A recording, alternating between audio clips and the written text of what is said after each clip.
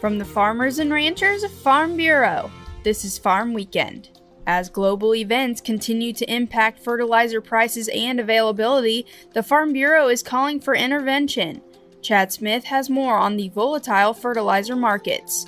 Global tensions in and around Iran are already having an impact on fertilizer prices and availability as farmers prepare for spring planting. Faith Parham, an economist for the American Farm Bureau Federation, said the Middle East plays a major role in the worldwide supplies of fertilizer. Countries exposed to disruptions around the Persian Gulf account for about 49% of global urea exports and roughly 30% of global ammonia exports. And so as those shipments move out of that area, they're obviously at risk. About 20% of the world's global petroleum comes through the Strait of Hormuz, which is right in the area. As the shipping risks and shipment insurance costs rise, there is an important step that could alleviate at least some of the supply tightening. A very important step would be to keep these shipping lanes open and make sure there's safe passage for fertilizer ships. There have been promises of safe passages for crude oil and oil ships, but we need to also make sure that fertilizer is getting out of this region. She said fertilizer is truly a global marketplace, so U.S. farmers will continue to see impacts of events domestically and abroad. These markets will remain sensitive to these events. We can all remember in 2022 when Russia and Ukraine started their conflict, how fertilizer prices spiked upwards and have taken a long time to return back to normal. And so we could see similar issues here. And so even though we produce some of that fertilizer domestically, we still are in a global marketplace. And so we'll continue to see volatility throughout the season. You can learn more at FB.org. Chad Smith, Washington.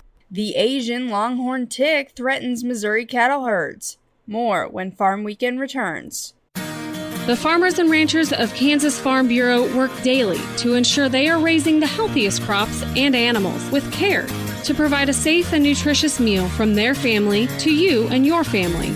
Learn more about these Kansas farmers and ranchers and get great recipes featuring the products they raise by visiting our website, www.kansaslivingmagazine.com.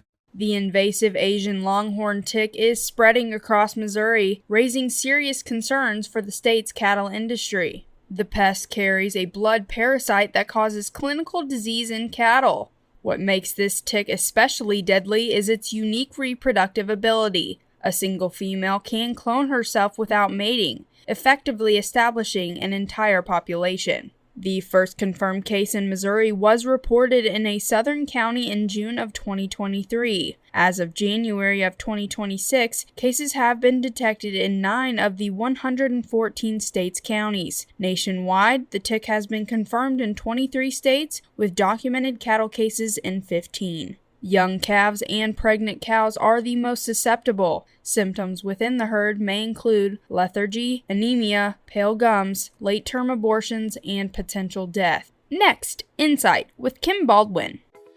Frustrated with your current healthcare coverage?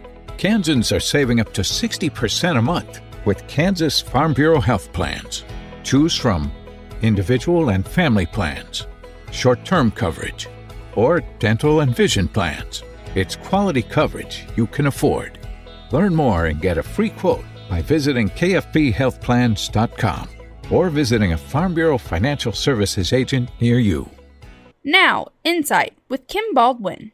My family recently celebrated the life of my husband's grandmother. We were incredibly lucky to have Grandma Irene in our lives for so many years. She was very much aware of what we were all doing between our visits. She kept us up to date by writing letters that she'd put into cards and send to arrive just in time for birthdays and holidays. Sometimes Grandma Irene would send a handwritten letter just because. She had raised her family on a farm as well and knew what living in the country and raising crops and kids entailed. Her funeral was well attended for a woman who had outlived so many of her friends. The seats were filled with those who knew her from church or the community. At one point during her funeral, those in attendance were encouraged to share their memories of her. It took quite a while for the microphone to be passed around. Whether it was memories of her helping with 4-H projects, sewing quilts, writing letters, serving in her church, or keeping a stash of cinnamon-flavored candy and oatmeal cream pies in the pantry for her grandkids, I'll miss those letters from Grandma Irene. Those simple, intentional acts are what will remind me of Grandma Irene and the life she lived loving others.